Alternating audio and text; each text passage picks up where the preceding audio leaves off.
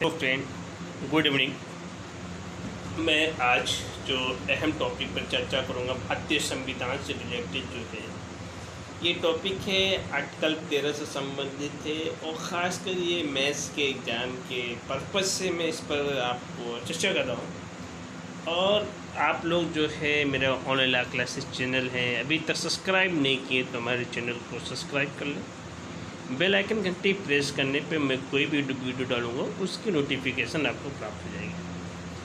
अब ये जो आर्टिकल है 13 है, क्या मूल अधिकार भूत लक्ष्य क्या बात करता है, जो भूत लक्ष्य उससे जो पहले की जो लॉ है उस पर क्या इफ़ेक्ट डालेगी, इससे संबंधित जो सेक्शन जो मूल अधिकार की जो लागू संविधान लागू होने के पश्चात जो है और संविधान से पहले कोई ऐसा लॉ है जो अगेंस्ट ऑफ कॉन्स्टिट्यूशंस है।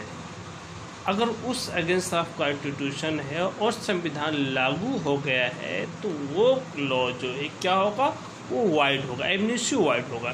तो इसका जो संदेश है कि अगर कोई भी लॉ ऐसा होता है कि वो मूल अधिकार के लिए और क्या नाम है आपराधिक विधि में उसके लिए दोनों का कंट्रोवर्सी हो जाता है तो उतनी भाग निकाल दिया जाता है जितने भाग वो संविधान की कंट्रोवर्सी करता है, डिस्प्यूट पैदा करता है।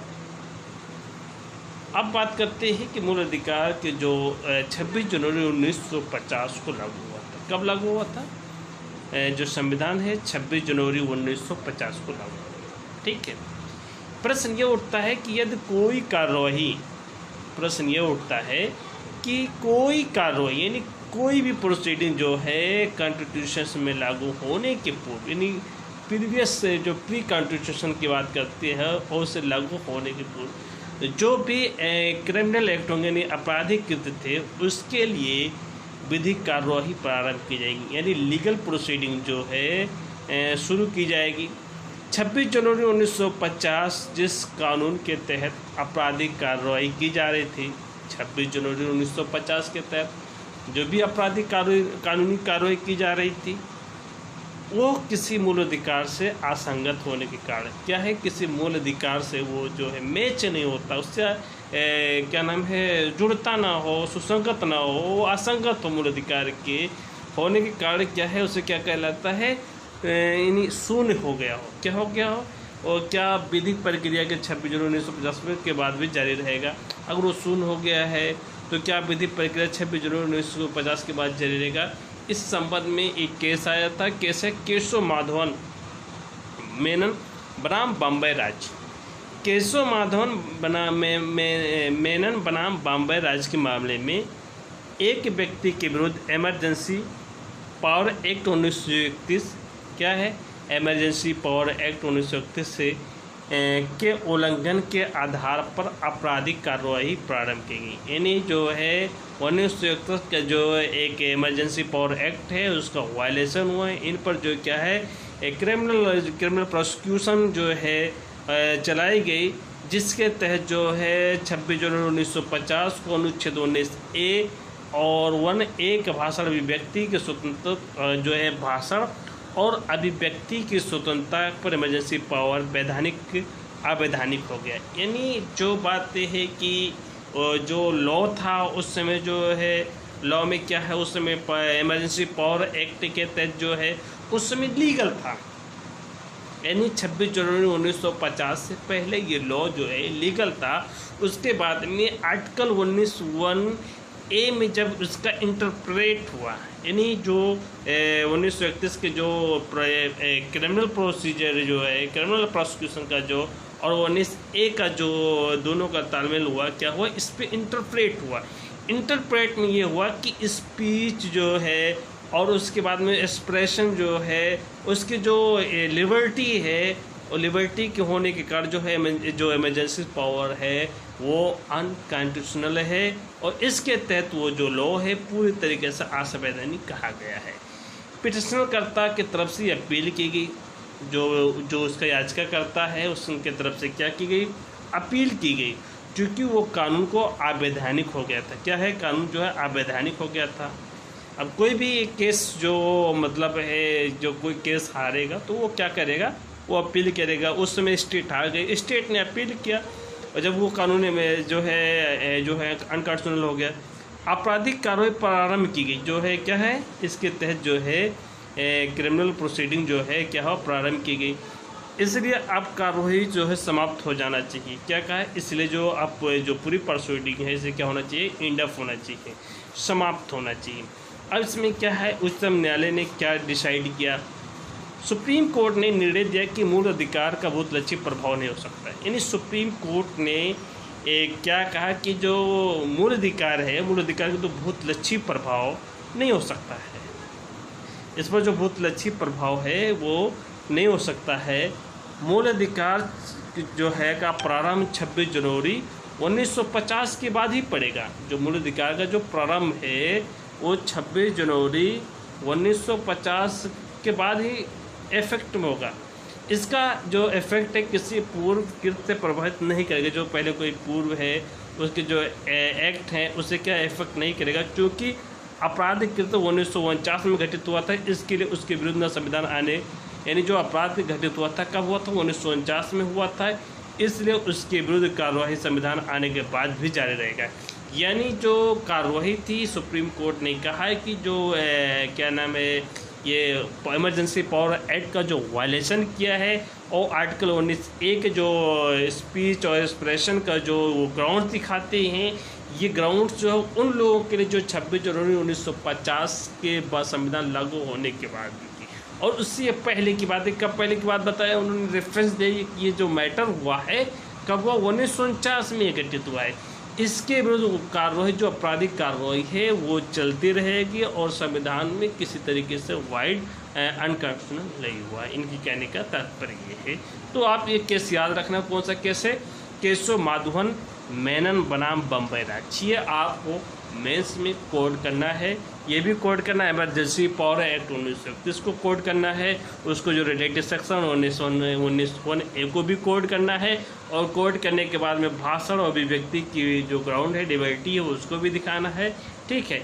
अब दूसरी बात कहता है कि क्या मूल अधिकारों को अभित्याग किया जा सकता है, यानी क्या कोई व्यक्ति जो है अपने मूल अधिकारों को छोड़ सकता है, त्याग सकता है। तो इस पर एक केस था, केस का नाम है विशेषरनाथ बनाम इनकम टैक्स कमिश्नर। जो केस का नाम था विशेषरनाथ बनाम इनकम टैक्स कमिश्नर जो के मामले में आयकर अधिकारी ने पिटिशनरकर्ता के पास से दबाई हुई संपत्तियों का पता लगाया। जो याचिका करता है उसके पास कई प्रॉपर्टी थी, उसकी प्रॉपर्टी को क्या किया, पता लगाया। अब तो ईडी आया है, पहले ईडी नहीं था। पिटिशनरकर्ता ने आयकर अधिकारियों से समझौता किया था। क्या है आयकर अधिकारी समझौता, क्योंकि वो आयकर 3 लाख रुपया की रकम जो है किस्त में भुगतान कर देगा। जो 3 लाख की रकम है वो किस्त में भुगतान कर देगा। कुछ किस्त जमा किया, यानी जो कुछ भी किस्त है उसने क्या है जमा किया। इसी बीच में सूरज बनाम उत्तर प्रदेश का निर्णय आ गया, एक सुप्रीम कोर्ट में जजमेंट आ गया, सूरज बनाम उत्तर प्रदेश का जजमेंट आया। उच्चतम न्यायालय ने इस प्रावधान को जो है अवैध माना। क्या है, उच्चतम न्यायालय ने उस प्रावधान को क्या माना, जो ये प्रावधान था इसे सूरज बनाम उत्तर प्रदेश राज्य के केस में जो क्या माना, इलीगल माना, जिसके अंतर्गत जो है दायित्व बनता था। पिटिशनरकर्ता ने यह तर्क प्रस्तुत किया कि अब उसका कर देने का दायित्व नहीं है। यानी पिटिशनरकर्ता ने ये रेफरेंस दिया कि अब मैं कर जो है टैक्स दे रहा था, अब देने का क्या है, मैं लायबिलिटी नहीं हूँ, क्योंकि जिस कानून के तहत दायित्व समझा गया उसने उसकी अदायगी स्वीकार किया था और वो कानून अवैधानिक हो गया, जिसमें हमने आपको देने के लिए बात की गई थी कि मैं आपको जो इंस्टॉल में पेमेंट करूँगा 3-3 लाख रुपए जो है। अब वो कानून क्या हो गया, वो कानून जो है अनकॉन्स्टिट्यूशनल हो गया है कि जो है सूरज बनाम उत्तर प्रदेश के राज्य में।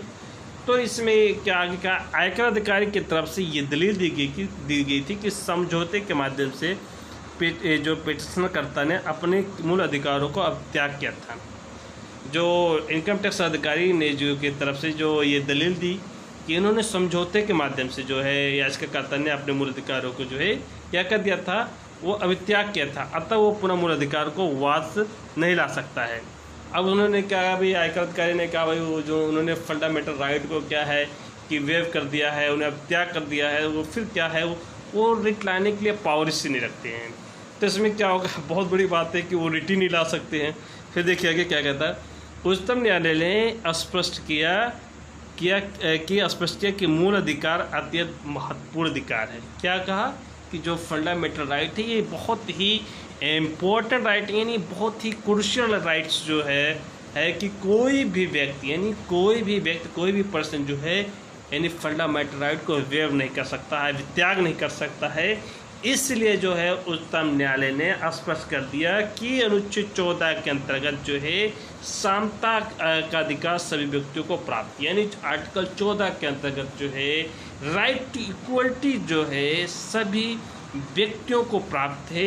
ये नहीं कहा जा सकता है कि किसी व्यक्ति ने समझौता कर मूल अधिकार को अभित्याग किए। आप ग्राउंड्स नहीं ले सकते कि साहब उन्होंने मूल अधिकार को अभित्याग किया है समझौते के आधार पर, ठीक है।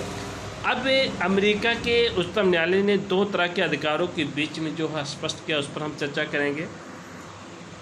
उच्चतम न्यायालय का मानना है कि कोई व्यक्ति क्या है, जो सुप्रीम कोर्ट का मानना है कि कोई व्यक्तिगत अधिकारों को अभित्याग नहीं कर सकता है, यानी हमारे इंडिया का सुप्रीम कोर्ट का ये मानना है कि कोई भी पर्सनल व्यक्ति जो है फंडामेंटल राइट को वेव या अभित्याग नहीं कर सकता है।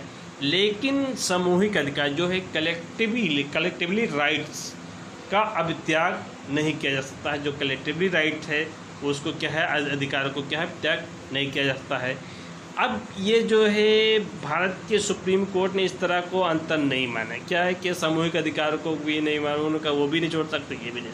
अब ये क्या कहते हैं कि भारत के सुप्रीम कोर्ट ने इस तरह को अंतर नहीं माना। स्पष्ट किया कि जब एक बार जब मूल अधिकार निहित हो जाते हैं तो उसका अभित्याग नहीं किया जा सकता। अगर आपको फंडामेंटल राइट मिली है तो आप उसे छोड़ नहीं सकते, ठीक है।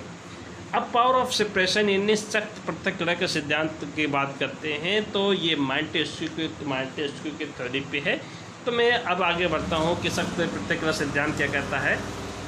ये प्रतिक्रिया सिद्धांत का सिद्धांत है। प्रतिक्रिया रूल ऑफ लॉ की में जो देखते हैं आर्टिकल 13(1) और आर्टिकल 13(2) और 251 और 245(1), यानी आर्टिकल 13(1), आर्टिकल 13(2) और 245 व 245(1) में व्यवस्था की गई है कि यदि कोई कानून किसी कानून से क्या है कि यदि कोई लॉ किसी लॉ से या किसी अधिकार से यानी किसी अधिकार से जो है असंगत हो जाता है तो असंगत की सीमा तक उस तक क्या हो जाए, शून्य हो जाएगा। वो जो पार्टेज से एक मतलब मैं आपको एग्जांपल दूं कि ये क्या है, ये पूरा क्या है, ये पूरा आलू है। अब एक भाग क्या है, सड़ रहा है, सड़न ले लिया है, तो ये पूरे भाग को जो सड़न ले लिया है इस भाग को काट कर दीजिए। पूरे लॉ को हम काट देंगे तो ये अच्छी बात नहीं है, पूरी लॉ तो अच्छी है। जो पार्ट सड़ रहा है उसको हम अलग कर देते हैं और पूरी की पूरी चीज़ें हम जो है जो बचे हुए चीज़ें उससे शामिल कर लेते हैं। ये बात हम आपको समझाने वाले हैं। कहने का तात्पर्य ये है कि आर्टिकल 13(1) और 13(2), 251 और 245 में ये प्रोविजंस की गई, ये व्यवस्था की गई है यदि कोई कानून किसी कानून से या किसी अधिकार से असंगत हो जाता है तो असंगत की सीमा तक वो क्या है, शून्य होगा, शून्य हो जाएगा। विचारिए प्रश्न, असंगतता की सीमा तक शून्य होने का तात्पर्य क्या है? क्या पूरा अधिनियम शून्य होगा या अधिनियम केवल भाग ही शून्य होगा जो असंगत है? अब इस पर एक सुप्रीम कोर्ट ने इंटरप्रेट किया था इस हवाले से, एक केस के जानिब से बम्बई राज्य बनाम FN बलसारा, ये सुप्रीम कोर्ट में आया था। इस केस में जो है सुप्रीम कोर्ट ने ये जो है जजमेंट दिया कि यदि असंगत भाग शेष भाग से अलग है, जो असंगत भाग है, जो पार्ट है, वो शेष जो बचे हुए भाग से अलग किया जा सकता है। जो शेष पार्ट बचा हुआ है उसे क्या है, अलग किया जा सकता है। केवल असंगतता भाग ही शून्य होगा, जो केवल असंगतता की जो भाग है वो शून्य और शेष अधिनियम जो क्या है वो लीगल रहेंगे। इसके कहने का तात्पर्य ये किस केस में कहा गया था? बम्बई राज बनाम FN पलसारा के मामले में कहा गया था। अब एक केस आया था कामेश्वर बनाम बिहार राज्य के मामले में। कामेश्वर सेन बनाम बिहार राज्य के मामले में सुप्रीम कोर्ट ने जजमेंट दिया कि असंगत भाग इस तरह से एक दूसरे से जुड़ा है। क्या है?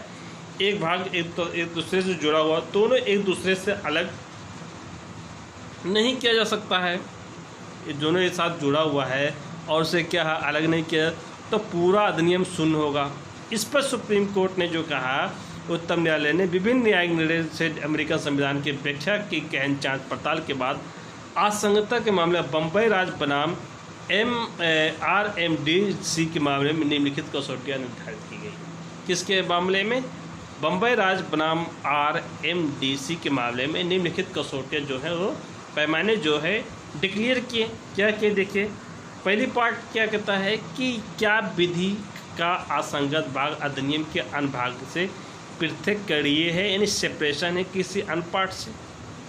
यानी क्या लॉ जो है असंगत का भाग जो है अधिनियम के या अन्य भाग की पृथक सेपरेशन है। यदि असंगत भाग अधिनियम के शेष भाग से आसानी से अलग किया जा सकता तो केवल असंगत भाग को अवैधानिक रहेगा और शेष भाग को क्या क्या लीगल कहा जाएगा, वैधानिक कहा जाएगा। ये पहली बात आपको समझ में आगे होगी। दूसरी बात कहता है यदि विधि का संगत भाग क्या है, जो यदि विधि का संगत भाग शेष भाग दोनों एक दूसरे से, जो लॉ की एक भाग है, लॉ की जो असंगत भाग और शेष भाग दोनों एक दूसरे से असंपृक्त रूप से इस तरह से जुड़े हैं कि एक दूसरे के भाग को अलग नहीं किया जा सकता, यानी इस तरह से मिले हुए हैं कि दूसरों को अलग नहीं किया जा सकता है। जैसे एक सांप है और सांप के इधर भी क्या नाम है मुंह है और इधर भी मुंह है, दोनों का माउथ है।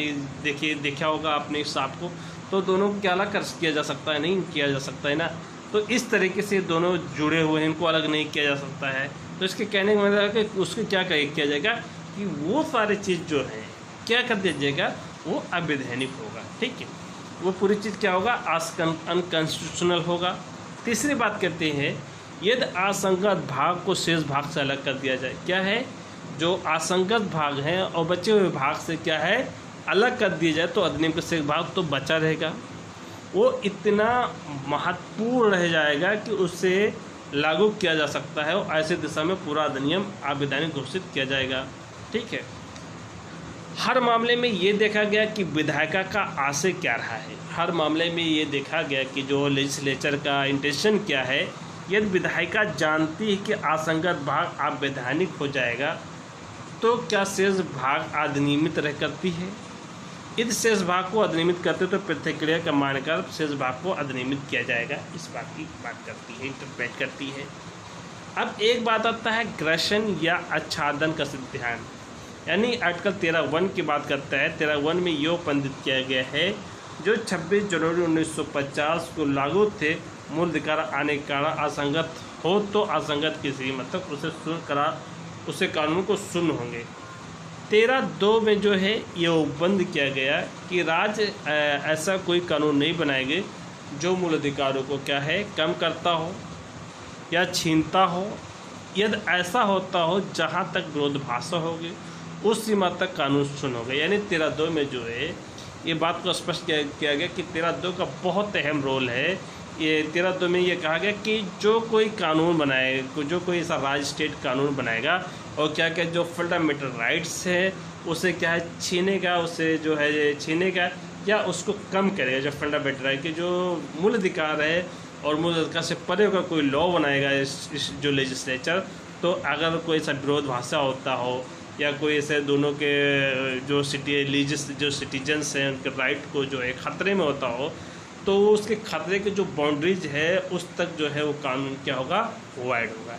न्यायालय क्या है, सुप्रीम कोर्ट क्या है, फंडामेंटल राइट का क्या गार्जियंस है। ठीक है, न्यायालय ने पूर्व संवैधानिक विधियों और संविधानेतर के असंगत विधियों के बीच में अंतर स्पष्ट किया है। क्या पूर्व संवैधानिक विधियाँ जिस समय बनाई गई उस समय वैधानिक थी, मूल अधिकार से असंगत के बाद भी उत्पन्न हुए, इसलिए कानून प्रारंभ से ही क्या है शून्य नहीं होंगे। जबकि 13(2) संवैधानिक विधियाँ जो मूल अधिकारों से असंगत हैं। जो संवैधानिक विधियाँ है वो क्या है, मूल अधिकारों से असंगत है, प्रारंभ से शून्य मानी जाएगी, क्योंकि ये निर्देश है कि राज्य ऐसा कोई कानून पारित नहीं करेगा जो मूल अधिकारों को छीनेगा या न्यून करेगा। चूँकि लेजिस्लेचर कानून बनाने के लिए अक्षम है, फिर भी बना रहा है, तो माना जाए कि मूल अधिकारों को असंगत कानून मिलकर पैदा हुआ है। ठीक है, अब आगे बढ़ते हैं। एक के साथ था शगीर अहमद बनाम उत्तर प्रदेश राज्य। शगीर अहमद बनाम उत्तर प्रदेश के राज्य के मामले में उत्तर प्रदेश मोटरयान अधिनियम 1939 की विद्यमानता की चुनौती इस आधार पर दी गई, जहां पर एकाधिकार संबंधी प्रावधान बनता है वहां तक अनुच्छेद 19(1) उल्लंघन के कारण अवैधानिक है, परंतु 1951 संविधान का प्रथम संशोधन अधिनियम पारित किया गया, जिसके द्वारा 1906 में संशोधन किया गया। 1906 में एकाधिकार का आधार बनाया गया, जिसके आधार पर अनुच्छेद 19(1) में दिए गए व्यापार, व्यवसाय, वित्त स्वतंत्रता से युक्त निबंधन लगाए जा सकते हैं। जो ट्रेड है और उसके बाद में क्या नाम प्रोफेशनल है, उसमें जो है क्या नाम है रजिस्ट्रेशन लगाया जा सकता है। ठीक है, इस बात पे आता है। सर्वोच्च न्यायालय ने, सुप्रीम कोर्ट ने यह स्पष्ट किया कि पूर्व संविधान कानून जहां तक एकाधिकार से संबंधित है 1950 अनुच्छेद 19(1) लागू होने के कारण असंगत है और असंगत हो गया हो, परंतु कानून मृत नहीं हुआ हो। कहने का तात्पर्य सुप्रीम कोर्ट ने स्पष्ट किया कि पूर्व संविधान में कानून जहां तक मोनोपोली से संबंधित यानी एकाधिकार से संबंधित है, ये 1950 को अनुच्छेद 19(1) के लागू होने के कारण उससे क्या है असंगत हो गया है, परंतु वो कानून मृत नहीं हुआ। क्या है, वो असंगत तो हो गया है, लेकिन वो कानून का क्या है मृत नहीं हो, बल्कि 19(1) में दिए गए मूल अधिकार को आच्छादित हो गया हो। तो आच्छादित होने के कारण क्या है सुव्यवस्था में चला गया है। जो अगर उस मूल अधिकार का जो क्या है 19(1) के तहत जो है उसे आच्छादित करता हो, तो किस अवस्था में क्या सुप्त अवस्था में चला गया हो। संविधान का जो प्रथम संशोधन अधिनियम 1951 1906 में जो है जो क्या है दूसरे शब्दों में मूल अधिकार को छाया उस पर हट गई और कानून पुनर्जीवित हो उठा है। नहीं, दूसरे शब्द में क्या कि मूल अधिकार का जो छाया है, जो उसका ग्रहण है, उसको जो हटाया गया और वो क्या है कानून के रूप में जो है फिर से जन्म ले लिया है।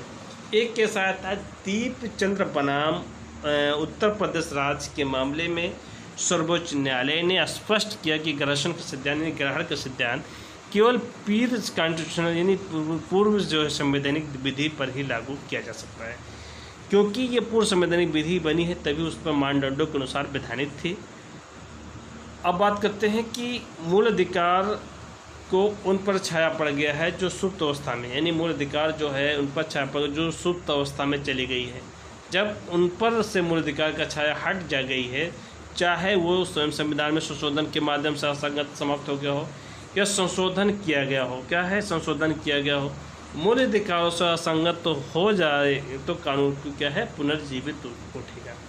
परंतु ग्रहण का सिद्धांत संविधानेतर विधि पर लागू नहीं होगा, क्योंकि अनुच्छेद 13(2) का ज्ञापक प्रावधान है 26 जनवरी 1950 को लागू हो गया था। उसके बाद वह संगत बने रहेंगे तो मृत पैदा होगा। जब भी कानून मृत पैदा होगा तो पुनर्जीवित तो होने का कोई प्रश्न ही नहीं खड़ा होता है।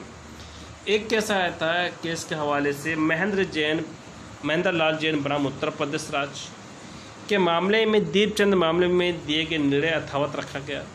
सुप्रीम कोर्ट ने सर्वोच्च न्यायालय ने स्पष्ट किया कि ग्रहण का सिद्धांत केवल पूर्व संवैधानिक विधियों पर लागू होगा, संवैधानिक विधि जो संवैधानिक विधि पर लागू संवैधानिक विधि पर भी नहीं। एक के साथ था अंबिका मिल्स बनाम गुजरात राज्य के मामले में सर्वोच्च न्यायालय ने 1950 और 1970 के ढर्रे से हटाकर अनुच्छेद 13(2) में व्याख्या की। सर्वोच्च न्यायालय ने यह कहा कि संवैधानिक विधि सभी के लिए शून्य नहीं माना जा सकता है।